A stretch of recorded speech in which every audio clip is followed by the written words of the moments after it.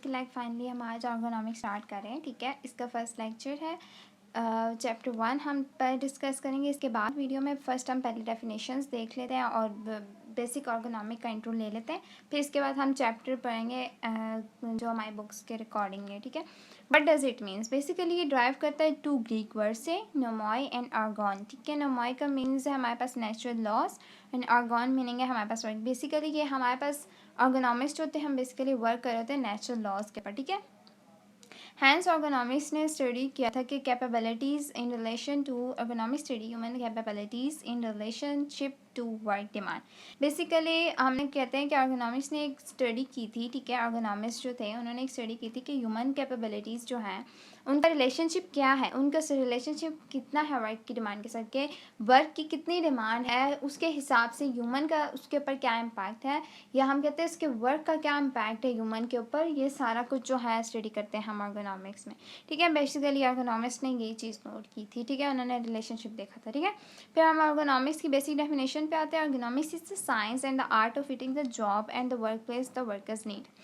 ergonomics एक हमारे पास study है साइंस की, ठीक है। हम साइंस इसकी ये हम कहते हैं एक ऐसी साइंस है, ये art of fitting the job है कि जो वर्क प्लेस को वर्कर्स की नीड के मुताबिक हम उसको फिट करते हैं, ठीक है।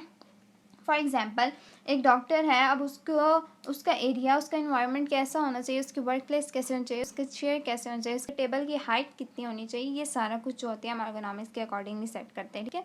ergonomic study. अब एक डॉक्टर के हम एग्जांपल छोड़ के अगर हम लेते हैं कि एक बार्बर है या एक बार्बर है, ठीक है। बार्बर है, उसकी कितनी हाइट होनी चाहिए, सारा कुछ, ठीक है। फिर हम आगे चलते हैं कि वाई ergonomics emerged क्यों, ठीक है। As early as 18th century doctors noted that workers who required to maintain body positions for long periods of time develops musculoskeletal problems। Basically अगर हम कहते हैं कि हमारे पास जो 18th सेंचुरी के डॉक्टर्स थे उन्होंने ये नोट किया था कि जो पर्सनस हैं उनकी बॉडी की पोजीशंस जो हैं वो क्या कहते हैं ना कि उनकी या जो बॉडी की पोजीशन जब बंदा काम करते हुए जो ले रहा है उसकी वजह से बहुत जो मस्कुलोस्केलेटल प्रॉब्लम्स हैं वो डेवलप हो रही हैं, और लॉन्ग पीरियड के लिए अगर कोई बंदा लेता है तो बहुत ही ज़्यादा। फिर 20th सेंचुरी के अकॉर्डिंग सर्च हुई थी तो उसके बाद उन लोगों ने सारे का टास्क को रिक्वायर कर दिया था, ठीक है, या उसको दोबारा से रिपेयर किया था। फिर हम ergonomics की डेफिनेशंस पे आ जाते हैं जो हमारे बुक के अकॉर्डिंगली ergonomics ऑक्यूपेशनल थेरेपी और फिजिकल थेरेपी की, ठीक है। सबसे पहले हम स्टडी करते हैं ergonomics की। बेसिकली ergonomics की डेफिनेशन क्या है, the study of the work performance with an emphasis on work safety and productivity. Basically हम कहते हैं ergonomics हमारे पास है क्या, कि स्टडी है हमारे पास work performance with an emphasis on work safety and productivity. हम कहते हैं कि हमने कहा कि ऐसी स्टडी जो हमारे पास वर्क परफॉर्मेंस के साथ साथ वो इम्प्लीमेंट करेगी, इम्पैक्ट उस पर क्या है, उसके एम्फेसिस क्या है, उसका मेन ये कहते हैं कि या हम कहते हैं उसकी मेन इंपॉर्टेंस क्या है वर्क सेफ्टी और प्रोडक्टिविटी के साथ, या उसका एम्फेसिस क्या है हमारे पास। बेसिकली हम ergonomics के अकॉर्डिंगली स्टडी करते हैं, ठीक है। फिर हम ये कह रहे थे कि हमारे पास जो हम कहते हैं ना कि अगर हम एम्फेसिस की हम एग्जांपल लेते हैं तो हम एक एम्फेसिस कह रहे हैं कि वर्क सेफ्टी प्रोडक्टिविटी पे। अब जो पर्सन की परफॉर्मेंस है या वर्क परफॉर्मेंस है वो क्या है कि उसकी वर्क सेफ्टी और प्रोडक्टिविटी के ऊपर वो डिपेंड कर रही है, उसकी कितनी इंपॉर्टेंस है, ये सारी हम ergonomics में स्टडी करते हैं। फिर हम आ जाते हैं ऑक्यूपेशनल थेरेपी पे।